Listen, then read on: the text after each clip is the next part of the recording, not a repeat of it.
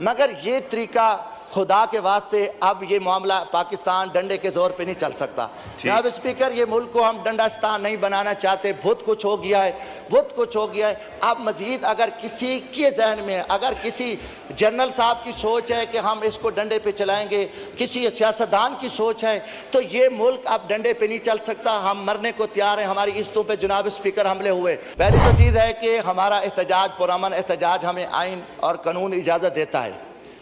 अगर पुरअमन एहतजाज हो रहा है, हम यहाँ नहीं आए, मेरे घर पे भी पुलिस गई है। वज़ीर दाखिला साहब से पूछते हैं कि कितने हमें और मारोगे, अभी आप थके नहीं हैं। जो गालिबन नौकरशाही है, उनको किसी का एहसास हो और अवामी नुमाइंदा अगर फ़ोन करता है, अपोजिशन हमारी असम्बली में है, बाहर हमारी कोई अपोजिशन नहीं है, तो मेरी ये रिक्वेस्ट है कि चेयरमैन नादरा के ख़िलाफ़, बल्कि मिनिस्टर साहब बैठे हैं, उनको ठीक है, हमारे लिए मोहतरम है, वो लेफ्टिनेंट जनरल हैं, हम एहतराम करते हैं, मगर यहाँ बतौर चेयरमैन नादरा मैं एक अवामी नुमाइंदा हूँ और मेरे ऊपर ज़िम्मेदारी है कि मैं उससे बात कर सकता हूँ और मैं अपने मसले पे, मगर बदकिस्मती ना वो फ़ोन सुनते हैं, ना वो फ़ोन का जवाब देना चाहते हैं। इस हवाले से कम अज़ कम ब्यूरोक्रेसी को ये ज़रूर पाबंद करें कि हमारे जो जायज़ मामलात हैं हमें रिस्पेक्ट दें, वरना फिर हमारा यही फोरम है।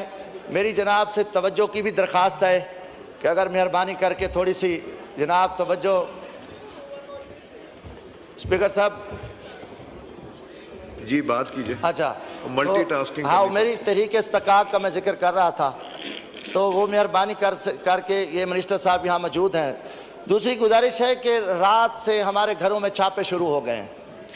पहली तो चीज़ है कि हमारा एहतजाज, पुरअमन एहतजाज हमें आइन और कानून इजाज़त देता है। अगर पुरअमन एहतजाज हो रहा है, हम यहाँ नहीं आए, मेरे घर पे भी पुलिस गई है। वज़ीर दाखिला साहब से पूछते हैं कि कितने हमें और मारोगे, अभी आप थके नहीं हैं।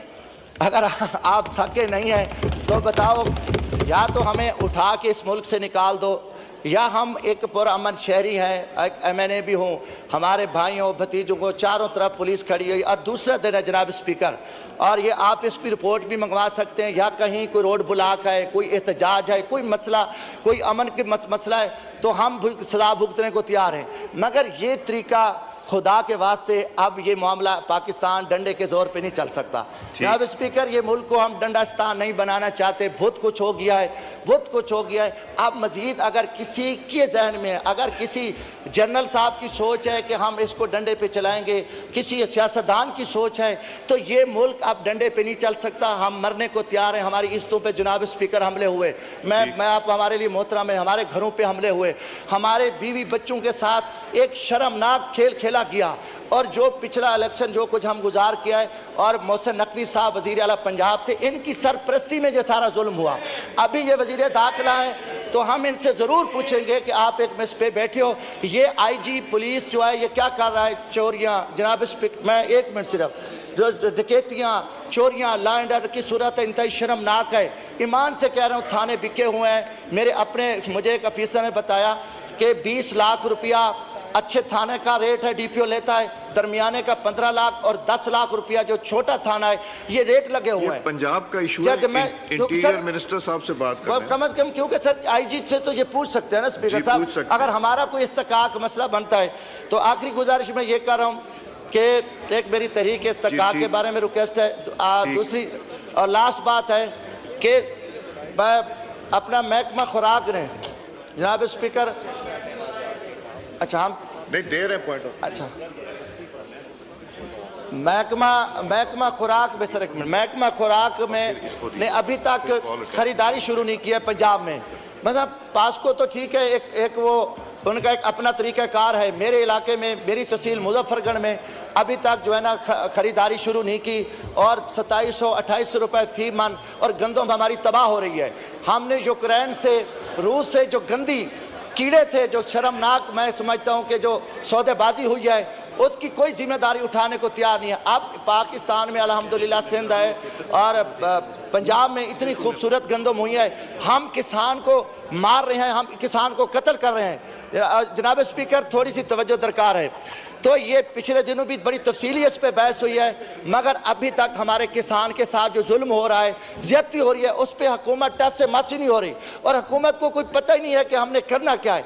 अगर वो किसान सड़कों पे आए, एहतजाज करे आएगा, तो फिर हम उस पर डंडा बरसाएंगे, उनके ऊपर 780 के पर्चे दर्ज करेंगे।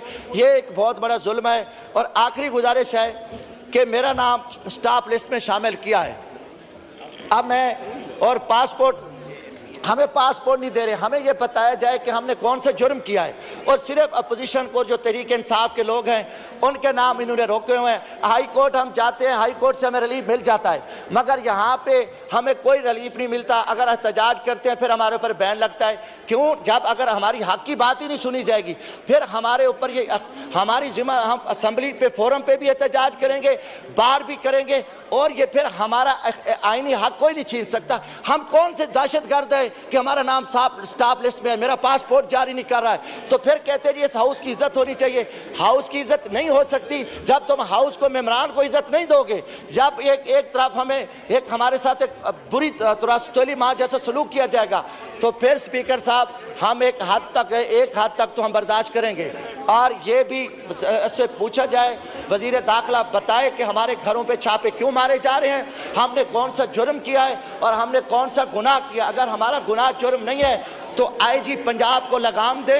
आईजी पंजाब इस टाइम सिर्फ एक पार्टी की सपोर्ट कर रहा है, वो मुस्लिम लीग नून और पीपल्स पार्टी का एक वो रखवाला जो मैं समझो पालतू बैठा है, उसका यही काम है। और पूरे पंजाब यरगमाल हुआ है, हर तरह की चोरी, डाके, डकैतियां, बदमाशी अरूज पे आए। तो कम अज कम जो क्रिमिनल माइंड के अफिसर हैं उनको सिर्फ इसीलिए बिठाया गया कि उन्होंने सर, एक पॉइंट ऑफ ऑर्डर पे आपका आ गया, पॉइंट आ गया।